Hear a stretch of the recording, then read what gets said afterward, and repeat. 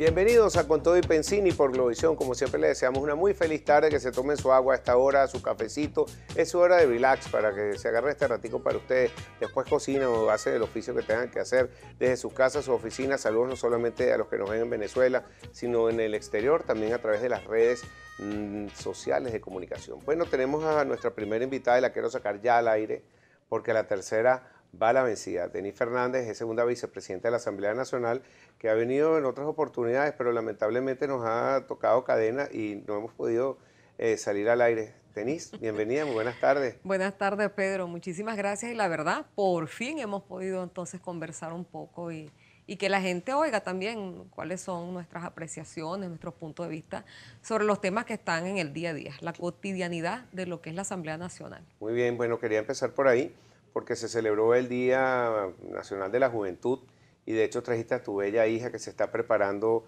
en odontología, ya está terminando su carrera, pero igual que todos los jóvenes seguramente que están pensando en emigrar, en buscar otros rumbos, así digan que es lo contrario. Por lo menos mis dos hijos están afuera. Esta mañana entrevisté a un gran amigo que es Aquiles Martini Pietri, 3 hijos afuera, y es como el promedio, son muy pocos los que se quieren quedar, pero son muchos los que quieren regresar.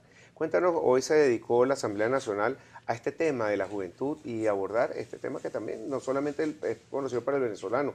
La Associated Press, la AFP constantemente están haciendo estudios de migración venezolana. Son entre 1.7 y 2 millones de personas que están fuera de Venezuela, que eso es un porcentaje bastante alto de la población. Pero cuéntame desde el punto de vista de la Asamblea qué se trató. Sí, fíjate, es lamentable que nuestros muchachos estén pensando en irse del país, cuando Venezuela fue un país que recibía la juventud, que recibía a los emprendedores, recibía a los que querían progresar, que querían buscar formas y maneras de echar hacia adelante, como uno le dice a los hijos.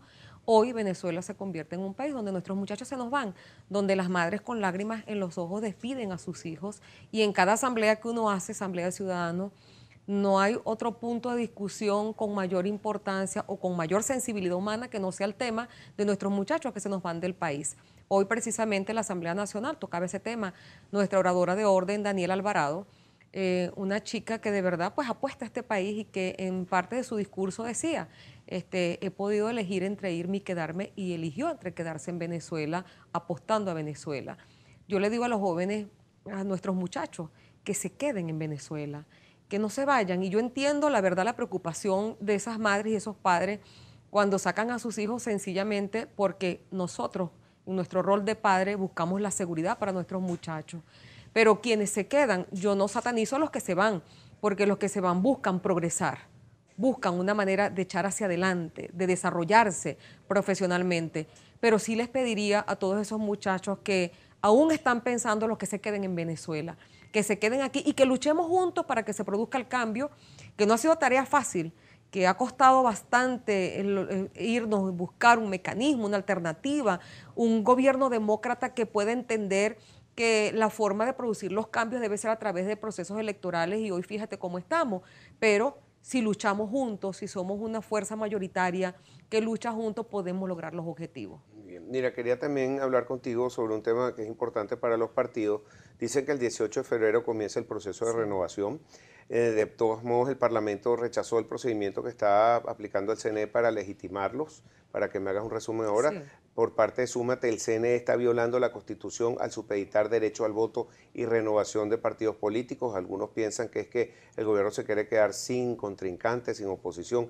Y también el nuncio apostólico se ha pronunciado y quiere que el Vaticano hable con ambas partes para ver cómo se deshace este nudo gordiano. Pero vamos a empezar de la posición, si quieres, Acción Democrática, Asamblea, y cómo se puede tratar esto internacionalmente para ayudar. Bueno, fíjate, es nuestra visión, es la visión desde la Asamblea Nacional y es la visión de Acción Democrática. Compartimos esos criterios que se establecieron en el acuerdo que se produjo de la Asamblea Nacional, donde rechazamos este mecanismo que hoy el Consejo Nacional Electoral como ente rector le da al país para la legalización o legitimación de los partidos. ¿Por qué? Porque sencillamente el gobierno debe facilitar los mecanismos para que los partidos políticos puedan tener preexistencia, preeminencia. El gobierno debe ser el primer interesado, porque ¿cómo puedes tú llamar una democracia sin la existencia de partidos políticos. Claro. Cuando buscas la manera de más bien eliminar los partidos y te alejas de la posibilidad de tener partidos políticos que puedan participar y que puedan darle propuestas al país. Y es por eso que de la Asamblea Nacional se emite el pronunciamiento que hicimos este día martes pasado. Ahora, desde el punto de vista de AD, con las mismas objeciones, por eso decía que tiene muchísimo que ver la opinión nuestra con lo que se produce de la Asamblea Nacional, porque allí discutimos cuáles son nuestros puntos de vista, la visión nuestra, para producir un pronunciamiento que va al país y que va al ente rector. Nosotros desde AD hemos decidido ir a esa legalización de los partidos políticos. Tenemos un partido de una amplia trayectoria política, un partido además que fue protagonista de la democracia, un partido que le ha dado mucho a este país y en consecuencia nosotros, aún con todas esas limitaciones y esas desventajas, nosotros vamos a participar, vamos a poner todo nuestro empeño, nuestra maquinaria para hacer posible que Acción Democrática siga existiendo como partido político. Pero la verdad es que es una tarea, no es fácil, es una tarea bien difícil. ¿Tú nos puedes explicar cómo es el procedimiento? Tengo entendido que es un fin de semana, 14 horas, muy poquitas máquinas, 350, y no sé por partido o son todos los partidos que están en ese mismo día corriendo por todo el país buscando esos votos. Sí, fíjate, y en contraste al comentario que haces, que ya lo vamos a conversar, recordamos la elección del PSUV, por ejemplo, una elección interna donde desplegaron todo el CNE, todas las máquinas de votación, en todos los centros de votación los activaron y entonces tú te das cuenta y haces las comparaciones para legalizar partidos políticos que son el sustento y la base de la democracia. Entonces te ponen tantas limitaciones tales como que para 6 organizaciones políticas solo 2 días de un fin de semana. Por ejemplo, podemos hablar del caso de Voluntad Popular, que me atrevo con el debido respeto de este partido político, le colocan un fin de semana y justo los días de celebración de fiestas de carnavales, que ya sabemos cuál es el comportamiento de la gente, que la gente, bueno, sumergido en el estrés del vaivén, del día a día, de la situación económica, de la crisis que estamos viviendo, pues busca un momento de esparcimiento, eso es natural que ocurra, pero entonces vemos cómo se le colocan unos días que representan mucha dificultad para ese partido político. En el caso nuestro de AD, nos colocan a participar con partidos políticos que tienen también un andamiaje importante, que tienen una militancia fuerte, que es el caso, por ejemplo, de Primero Justicia. ¿Crees que pueda suceder cuellos de botella? Es decir, que haya una gran confabulación de gente entrando en pocas máquinas y no de tiempo. Claro que va a ocurrir, claro que puede ocurrir, porque es que cada partido político va a hacer lo propio para movilizar su gente. Cada uno de nosotros vamos a buscar la forma de llevar toda nuestra gente para que podamos legalizar el partido. Entonces, eso coloca obstáculos por las horas reales que va a estar trabajando una máquina y las pocas máquinas. Una máquina por municipio es insuficiente para poder recolectar esa cantidad de firmas que se requieren, por ejemplo, en el estado Zulia, en el estado Miranda, en el estado Lara, Aragua. Son estados con mucha dificultad por la cantidad de electores que deben concurrir para hacer posible cumplir ese 0.5%. Cuando han emitido algún tipo de queja ante el CNE, ¿cuál ha sido la respuesta y si alguien ha respondido? Bueno, no ha habido respuesta, o sea, la respuesta es que esas son las condiciones. Todavía se está conversando, todavía se están buscando puntos de entendimiento a los fines de que se flexibilice esas exigencias que se están colocando. Y lo estamos haciendo porque es nuestro derecho además, ¿no? Aquí no estamos negociando nada, estamos exigiendo que el ente rector facilite las herramientas para que puedan existir partidos políticos, para que realmente nosotros podamos hablar de que estamos luchando en un país demócrata, en un país donde hay realmente una democracia, si es tal como lo habla el gobierno, si es tal como lo vienen diciendo voceros del partido de gobierno. De lo contrario, se estarían declarando definitivamente un partido autócrata y unas instituciones que definitivamente no corresponden a los intereses del pueblo venezolano, sino que corresponden a los intereses de un partido político y en este caso al partido de gobierno. Sobre el partido de la Mesa de la Unidad Democrática, ¿está vigente? ¿Hay que renovarlo? ¿Qué está pasando ahí? ¿Y ustedes participarían con el partido MUD? Qué pregunta tan importante, ¿sabes? Porque en el día de hoy ya es la tercera vez que me la hacen y los días previos la gente ha estado muy inquieta con el tema de la tarjeta de la MUC. La tarjeta de la MUC está legal. La tarjeta de la MUC ha participado en los últimos procesos electorales. De hecho, el último, que fue las elecciones parlamentarias del 2015, participamos con la tarjeta de la MUC. Lo que hace la tarjeta de la MUC vigente, cumpliendo todas las formalidades legales para hacerla, seguir existiendo como partido político. Pero más allá de la tarjeta de la MUC, cada partido hace lo propio, lo que corresponde en el tema de la legitimación o legalización de los partidos, a los fines de que pueda realmente tener existencia esa tarjeta de la MUC. ¿Por qué? Bueno, porque la MUC es una congregación de partidos políticos. El dirigente Diosdado Cabello dijo en su programa de televisión que no, que la MUD lo iban a retirar por un supuesto fraude que se hizo recogiendo las firmas del referendo revocatorio, cosa que no entiendo porque no se llevó a cabo el referendo revocatorio, entonces no puede ser fraudulento un proceso que no se llevó a cabo. Sin embargo, ¿qué piensa la MUD? Mira, no se dio el proceso de referéndum revocatorio, como además hubo un proceso de validación en el que se debió haber depurado cualquier irregularidad que pudo haber existido en esa recolección del 1%. Si se hizo la depuración, quiere decir que todo lo que quedó allí quedó fuera de vicios. Entonces, inmiscuir o querer tildar a la Mesa de la Unidad de fraudulenta, yo sencillamente lo puedo catalogar como una trampa más del gobierno, una forma de sacar de circulación en la tarjeta de la Mesa de la Unidad, y ante esa amenaza, por las razones que ya explicamos, el tema de la existencia y preexistencia de los partidos políticos, en el caso nuestro de AD, por supuesto, por la preservación de nuestro partido, pero además, ante las serias amenazas del gobierno de eliminar la tarjeta de la MUC, son razones también que nos mueven para hacer posible que nosotros luchemos para tener nuestros partidos políticos Estamos vigentes. con la segunda vicepresidenta de la Asamblea Nacional, Denis Fernández. Tenemos que ir a una pausa, Denis, pero al regreso quería preguntarte sobre una orden que dio el presidente, no sé por qué también al dirigente Jorge Rodríguez, de regularizar a la Asamblea Nacional. ¿Qué significa eso y si se está haciendo, si usted lo regulariza? De regreso con todo el Pensini por Globovisión. Estamos escuchando Fly Robin Fly, ese es de los años 70. Gracias de Cachete. Estamos con Denis Fernández, segunda vicepresidente de la Asamblea Nacional. Dejamos una pregunta al aire porque recientemente el presidente Maduro ordenó al dirigente, al alcalde Jorge Rodríguez, que regularizara toda la situación de la Asamblea Nacional. No sé qué significa constitucionalmente, si eso significa que el desacato que decretó el Tribunal Supremo de Justicia por la incorporación de los diputados del Amazonas que han sido 2 veces desincorporados, sí, pero no reconocían a la segunda junta directiva, que tenía que ser la primera que también lo había desincorporado.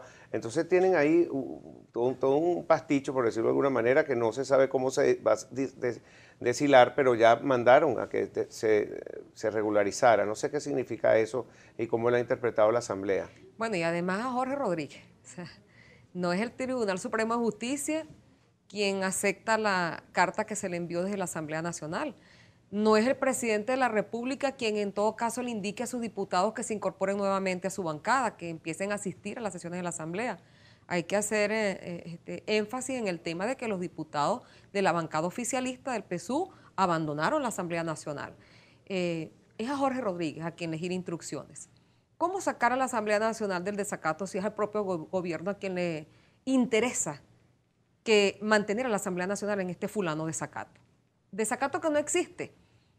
Los diputados del Amazonas, a solicitud de ellos mismos, en el mes de diciembre, bajo la directiva presidida por nuestro querido compañero Henry Ramos, pidieron ser desincorporados de la Asamblea Nacional, del hemiciclo. Y así fue, se leyó y fueron sacados realmente del hemiciclo como diputados incorporados en la Cámara, ya no estando más incorporados. Procedimos entonces en enero, tal como lo prevé la Constitución, a instalar una nueva junta directiva. Y lo dice la Constitución, es constitucional. El 5 de enero es constitucional. O el día inmediatamente siguiente. No podíamos continuar, bueno, podíamos ratificar la directiva anterior. Si a bien nosotros considerábamos los diputados que hacemos mayoría en la Asamblea Nacional ratificar la directiva anterior. Se tomó una decisión distinta, incluso en respeto a muchos acuerdos que se suscribieron y el mismo Henry lo anunció. Allí, pues, entonces, cumpliendo el precepto constitucional, se instala una nueva junta directiva. Ya no está la directiva anterior. Cualquier situación que pudiera haber ocurrido con la directiva pasada, es la directiva actual quien debe, en su función y en su misión de coordinar y encauzar el rumbo de la Asamblea Nacional, quien debe en todo caso o corregir o tomar las decisiones que quedaron pendientes o llevar la buena marcha de la Asamblea Nacional. Así que pretender que la directiva vuelva, la directiva pasada, y que esta directiva no tiene validez, eso es algo tirado de los cabellos y que no tiene pie ni cabeza. Es algo que sencillamente el gobierno ha fabricado a los fines de mantener a la Asamblea en ese fulano desacato. Una sola razón priva para eso, es mantenerse el gobierno gobernando, valga la redundancia, sin que tenga ningún tipo de control. Nadie te controla y entonces te vas al Tribunal Supremo de Justicia que te aprueben un presupuesto además de por vía inconstitucional, ilegalmente un presupuesto que están ejecutando sin que exista ley de presupuesto y sin que exista ley de endeudamiento. De manera que, ¿cómo salir del desacato? La única forma de salir del desacato es que el gobierno definitivamente entienda que debe haber institucionalidad, que debe existir una Asamblea Nacional a la cual el gobierno le preste la debida atención, el debido respeto y haya respeto hacia las instituciones públicas. Cuando la canciller de la República habla sobre la oposición, habla que está dividida, que está débil, casi que no existe y que tuvo todo, y hoy lo dijo, que el 2016 había sido un año de derrota para todo lo que es la oposición. ¿Tú crees en estas palabras que son ciertas? ¿Por qué dice esto la canciller Delcy Rodríguez? Yo lo que creo es que la bancada de la unidad, la mesa de la unidad, quienes hoy no coincidimos con este gobierno y que por cierto tenemos muchísimos años que no coincidimos con ellos, tenemos diferencias, es verdad. Hay un congregado de partidos políticos entre la mesa de la unidad y una congregación de partidos políticos, pero tenemos objetivos comunes, no estamos divididos, estamos unidos.